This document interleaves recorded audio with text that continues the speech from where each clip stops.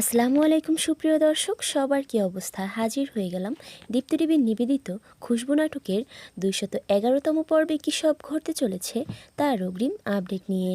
এই পর্বটি কেউ মিস করবেন না, কারণ এই পর্বে আপনারা দেখতে পারবেন সাগর ও করিমকে দেখা যাবে তারা দুজনের সাথে বলতে থাকবে, স্যার শাকিল স্যার তো কোনো কিছুই করছে না, এত সহজে সে কীভাবে রিশাদ আর খুশবুর বিয়েটা মেনে নিচ্ছে বুঝতেই পারছি না।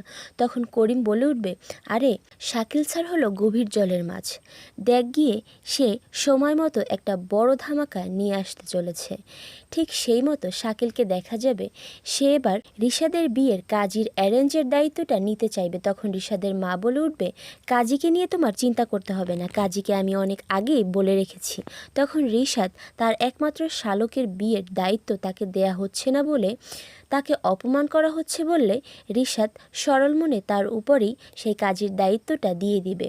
আর এখানেই সব থেকে বড় গণ্ডগোল করবে তারা, কারণ এই কাজের দায়িত্বের ব্যাপারেই রিশাদ বড় একটা ঝামেলা পাকিয়ে রাখবে। ওইদিকে খুশবুকে দেখা যাবে সে সায়ানের ব্যাপারে রিশাদের সাথে কথা বলতে এলে রিশাদ বলে উঠবে, খুশবু, সায়ানকে নিয়ে আমার কোনো মাথা ব্যথাই নেই, তুমি চাইলে ওকে তোমার কাছেই রাখতে পারো, আমার এ নিয়ে কোনো প্রবলেম নেই, আমি শুধু তোমাকে পেলেই হলো। তখন রিশাদ খুশবুর পার্লারের সাজের কথা বললে খুশবু তাকে ডিরেক্ট না করে দিবে, আর খুশবু যদি যেতে না পারে তাহলে তো খুশিও যেতে পারবে না। এটা ভেবে খুশিকে দেখা যাবে সে কান্না করার নাটক করবে এবং খুশবুকে বলবে, আপা তুমি যদি পার্লারে না যাও তাহলে আমি মরে গেলেও তোমার বিয়েতে আসবো না। একথা শুনে খুশবুকে দেখা যাবে সেও পার্লারে যেতে রাজি হয়ে যাবে।